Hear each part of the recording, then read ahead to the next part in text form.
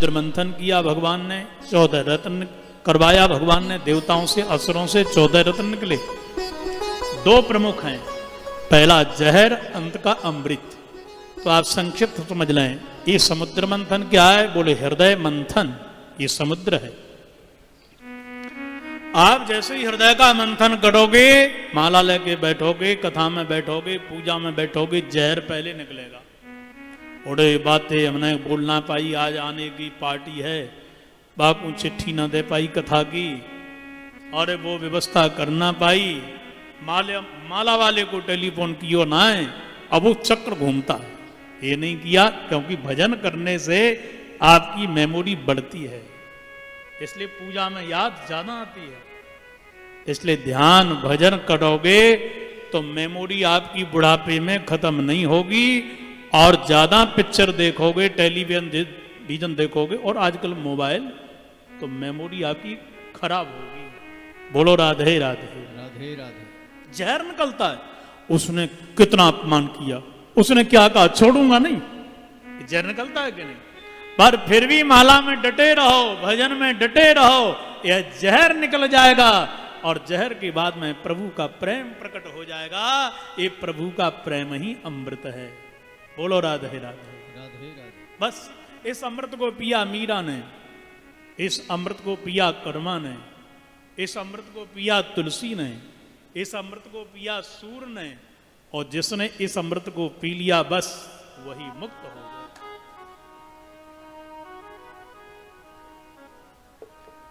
श्री वृंदावन बिहारी लाल। भगवान शंकर आए, श्री ठाकुर जी ने मोहिनी के दर्शन करवाए इनके लिए, देवताओं के लिए राज्य मिल गया। और पुनः सज्जनों बलि ने आक्रमण किया। बलि ने कहा गुरु शुक्राचार्य जी से कि राज्य कैसे मिले पुनः?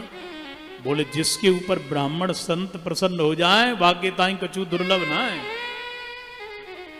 बढ़िया यज्ञ किया इसने, और सुंदर यज्ञ जब किया, अग्निकुंड से रथ निकला, बाप सुंदर धनुष, तरकसों से बड़ा, बाणों से भरा तरकस, और शुक्राचार्य जी ने तिलक कर दिया, आक्रमण कर दे भैया, तू विजयश्री हासिल कर लेगा।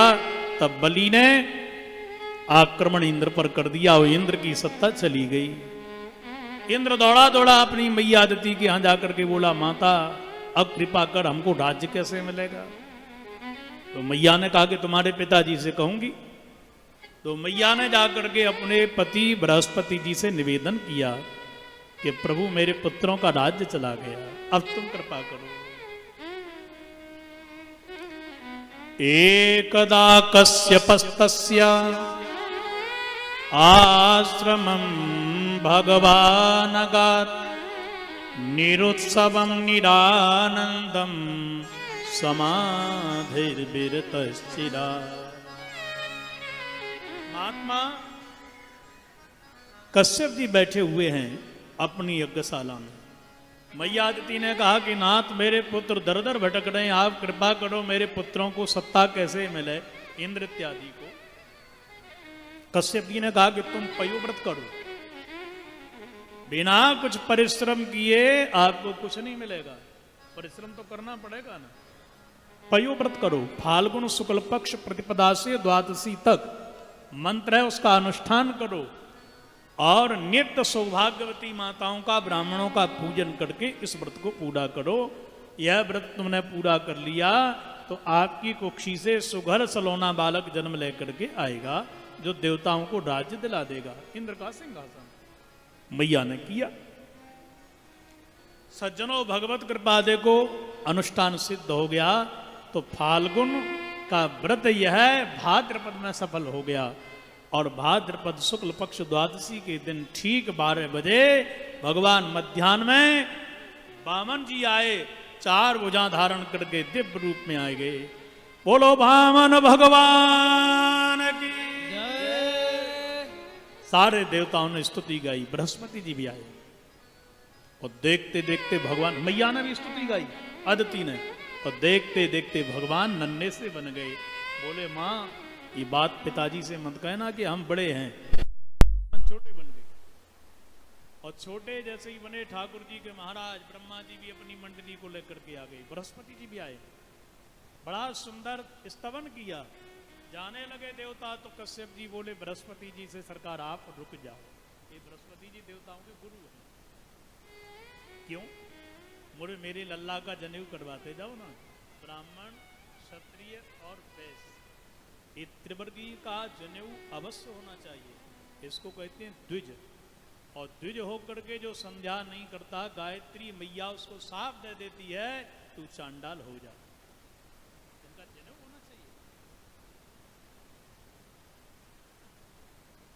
मेरे बेटा का जनेऊ करवाओ महाराज। बृहस्पति जी ने जनेऊ करवाया। आज जनेऊ जब आपने देखा ना बालक का होता है, तो उस बालक का जनेऊ जब होता है तो वह बालक सबसे कुछ न कुछ मांगता, सब लोग देते हैं। मैया ने कमंडल दे दिया, अन्नपूर्णा ने बामे अन्न डाल दियो, चंद्रमा ने छत्र प्रदान कर दिया, सूर्य ने आगे तेज दे दिया, सप्तऋषियों ने मेखला प्रदान करी, सब ने खो दिया। जो मिला वही बालक उस दक्षिणा को गुरु जी को देता है। तो बामन जी लेके बृहस्पति जी के हाथ पहुंच गए और कहा कि सरकार ये मिला है, आप ले लो। बृहस्पति जी बोले ये दक्षिणा, राम राम, या तो हमारी पूर्ति होने वाली ना है।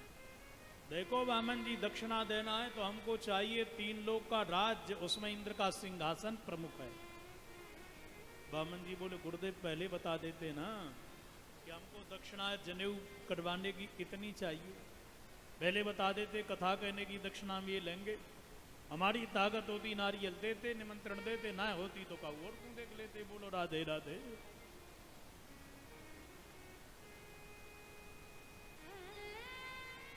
बृहस्पति जी बोले पहले बताओ दोगे या नहीं। गुरु हारी रूठे गुरु ठोर है, गुरु रूठे नहीं ठोर। अब तुम जाओ मुझे प्रसन्न करोगे कि नहीं करोगे? बोले गुरुदेव पर मेरे पास तो है ही नहीं, मैं तो लंगोटी पहने खड़ा हूं, पैरों में हाथ में कमंडल, जो है सो ले लो ना। बोले नहीं, मुझे 3 लोक का राज्य चाहिए, इंद्र का सिंहासन। बामन जी बोले मैं कहां से ला करके दूं? बृहस्पति जी बोले मैं दाता बता रहा हूं। राजा बलि ब्राह्मणों को इस समय अपार धन लुटा रहा है और इंद्र का सिंहासन उसी के पास में रखा हुआ है, जाकर के मांग लो, आपकी सूरत देख करके वो सब दे देगो। बोलो राधे राधे। राधे राधे। जोर से बोले थोड़ा, श्री राधे। श्री राधे। बामन जी बोले हमको मांगना पड़ेगा। बृहस्पति जी बोले गुरु जी को प्रसन्न करना है तो मांगना भी पड़ेगा, जाओ। बामन जी बोले ठीक है, आप कह रहे हो तो। देखो उल्टी रीति हो रही है क्या? वाह। दाता एक राम, भिकारी सारी दुनिया। दाता एक राम, भिखारी सारी दुनिया। जो सारों प्राणियों को देने वाला है। आश्चर्य की बात देखिए, वह आज मांगने के लिए बलि के दरवाजे पर पहुंच गया। बलि ने प्रकाश देखा, वाह क्या कहना है, वाह वाह। गुरुदेव लगता है कि मेरी यज्ञ में सूर्य नारायण भगवान आ रहे हैं। शुक्राचार्य जी बोले बैठो बैठो। बोले नहीं गुरुदेव, उनका स्वागत करूंगा। और सूर्य नहीं आ रहे तो तेज तो बपू धारण करके ही आ रहा है। बलि दरवाजे पर पहुंच गया, पर बलि ने जैसे ही बामन जी को निहारा, आहा गदगद हो गया, देखते रह गए। स्वागते नाविनन्द्याथ, स्वागते नाविनन्द्याथ, पादौ भगवतो बलि अवनिज्यार्चयामास। मुक्त संग मनोरमं, मुक्त संग मनोरमं। हाथ जोड़ करके बलि खड़ा हो गया। आओ सरकार आओ, पधारो। दौड़ करके चरणों पे हाथ रख दिए। और जैसे ही हाथ रखे सज्जनों, पत्नी विंध्यावली इतनी चतुर है, योग्य है कि जल का लोटा भर के लाई और चरणों पर डाल दिया। बलि धो रहा है। कैसे धो रहा है? बोले मुक्त संग मनोरमम मेलहे न रघुपति बेनु अनुरागा। भगवान बिना अनुराग के नहीं मिलते। ऐसे ही अनुराग के साथ चरणों के लिए पखारने लगा तो राजा बलि गदगद हो गया। बाप प्रभु, आज तो आपने मेरा सब कुछ मनोरथ पूर्ण कर दिया। और एक बात कहूं महाराज, मैं सत्य कह रहा हूं, अद्यनः पितरस्तृप्ता अद्यनः पावितम कुलम। आज मेरे जितने भी कुल के परिवार के सब तर गए, जिंदे नहीं। अद्यनः पितरस्तृप्ता, मरे भी तर गए। और पावितम कुलम, जिंदे भी तर गए। कौन कहता है कि गया में श्राद्ध करने से पितर तरते हैं? अरे संध्या करने वाला, भजन करने वाला साधु जब आंगन में आता है और आगे चरण धो करके जब हम जल छिड़क देते हैं तो सारे पितर तर जाते हैं। मेरा गया श्राद्ध हो गया। ये भजन का प्रभाव।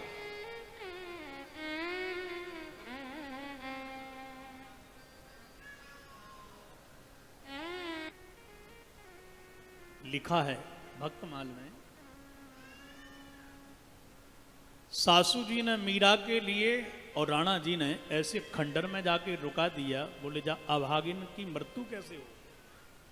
तो एक खंडर हवेली थी, वहां में जाकर के रुका दिया। उसमें जितने भी इस राणा के पुरखे थे वो आताताई थे, तो उनकी अधोगति हो गई थी। मीरा जी के लिए जाकर के रुका दिया। सास और राणा दोनों प्रसन्न हो गए कि मीरा की रात निकलेगी नहीं, सब प्रेत उसको मार देंगे। उस हवेली में कोई बचता ही नहीं था, खंडर थी चित्तौड़ में। मीरा जी को रुका दिया। मीरा जी ने जाकर के गोबर से लीपा और लीप करके गोविंद को बिठा करके पूजा करी, चरण धो करके उस चरणामृत को लेकर के जब हवेली में छिड़का तो सारे पुड़के तृप्त होकर के जा रहे हैं, फूल बरसाने लगे और बोले बिटिया इतिहास बदल दिया तूने। लोग कहते हैं कि पुत्र से ही पिताओं का पुरखों का उद्धार होता है, पर पहली घटना है कि बहू ने आज पुरखों को उतार दिया। सारे पुरखे तर गए। महाभारत में लिखा, वो भक्तमाल में लिखा है ऐसा। आज हम तो तर गए महाराज। कौन कर रहा है? बलि बामन जी से। और महाराज देखो, ब्राह्मण आए, चरण धोएं, पूजन करें। बिटिया का विवाह हो तो दामाद की और बेटी के पैर पखारते हैं, कुछ देते हैं। आप मांग लीजिए ना, कहा चाहिए। बामन जी ने कहा कि आए तो मांगने के लिए, पर यजमान ने नहीं कहा कि दूध पी लो, भोजन कर लो, फल खा लो। सीधे कह दिया मांग लीजिए। इसका मतलब कि आप मुझे पहचान गया क्या? बामन जी बोले क्यों भैया, हम तो सकल थे भिखारी दिस रहे हैं। बोले ना ना। भली बोला कैसे भिखारी, आप तो धनाट के भी धनाट हैं। पर महाराज जिसके चरण पखारते हैं बाकू कछू देते हैं, नहीं देते हैं तो दरिद्रता आ जाती है। आप मांग लीजिए ना। बामन जी बोले हम तो मांगना जानते ही नहीं। ओहो ये बात है तो हमसे सुन लीजिए महाराज। बोल पड़ा राजा बलि, सबसे बड़ी आपके लिए क्या रहेगा मैं बताऊं? गाम कांचनम गुणवद धाम मृष्टम तथान्न पेयम उतवा विप्रकन्या ग्रामान् समृद्धान् स्तुर्गान् गजान् वा रथास्ततारः तमसं प्रतीच्छ। सबसे बढ़िया भैया बामन जी आपके लिए रहेगा गोदान, गैया ले लो। और 4 लीटर दूध देगी महाराज। सवेरे 2 लीटर आप पीना, 2 बछड़े को पिला देना। 4 लीटर सवेरे शाम पियोगे, होने से महाराज पूरे हो जाओगे बलवान। बामन जी बोले अच्छा गैया की सेवा कौन करेगा? महाराज उतवा विप्र कन्या में एक ब्राह्मण की छोरी के साथ आपको ब्याह करवा दूंगा। आपकी सेवा, गैया की सेवा। तो भैया फिर खाने पीने की व्यवस्था, हम काऊ जजमान के यहाँ पहुंच जाएं और जाकर के आवाज लगा दें सीताराम, आते 4 रोटी देना, 4 की 8 मिल जाए। और जब पत्नी होगी तो लोग कहेंगे मोटा ताजा हट्टा कट्टा कमा नहीं सकता है, खा नहीं सकता, कमा करके नहीं खा सकता, कोई नहीं देगा भैया, खाने की नहीं रखता।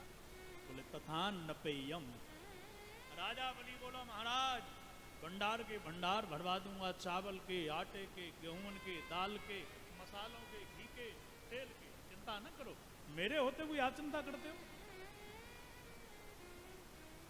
फिर रहने के लिए बोले ग्रामान समृद्धान, गांव के गांव दूंगा महाराज, रहने की व्यवस्था, बांध दूंगा, घोड़ा दूंगा, रथ दूंगा। बामन जी बोले अच्छा, फिर हमारे बच्चे पैदा होंगे? बोले बिल्कुल होंगे। बामन जी बोले बड़े होंगे? बलि बोला बिल्कुल होंगे।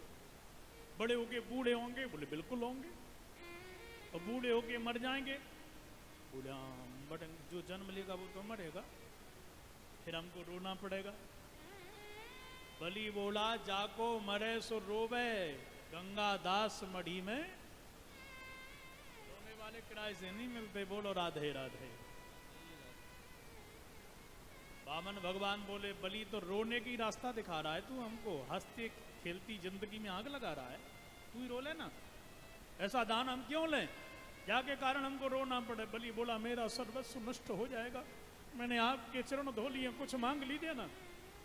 वामन जी बोले जजमान प्रसन्न हो गया, बोलो राधे राधे। भैया तेरे कुल की तो बात ही का है, बड़ो दानी कुल है तेरा। एक बात कहूं मैं, वामन जी कह रहे हैं आज एक किसान के खेत में बैठ कर के मेहड़ पर दींगड़ पर हम आसन लगा के भजन कर रहे हैं। हमारो नियम है भैया राजा बलि 108 माला करें हम गायत्री की। अच्छा हमारा है, आप तो तपस्वी हो। अरे बलि इतने में किसान आ गया, उसने कहा खेत जोतना यहाँ से हट भाग। मैंने कहा भैया मेहड़ पे बैठा हूँ। बोले ना यहाँ से भाग। भैया वो किसान ने जब सांस ली, जब मोए बाप ने अपने खेत से भगा दिए। आज हमको पहली बार याद आई कि यदि कहीं हमारे पुरखों की 3 पैर धरती होती तो भजन आसन लगा के भजन तो कर ही लेते हम। इसलिए देना चाहते हो तो केवल इतनी कृपा करिए, पदानी त्रीणी दैतेन्द्र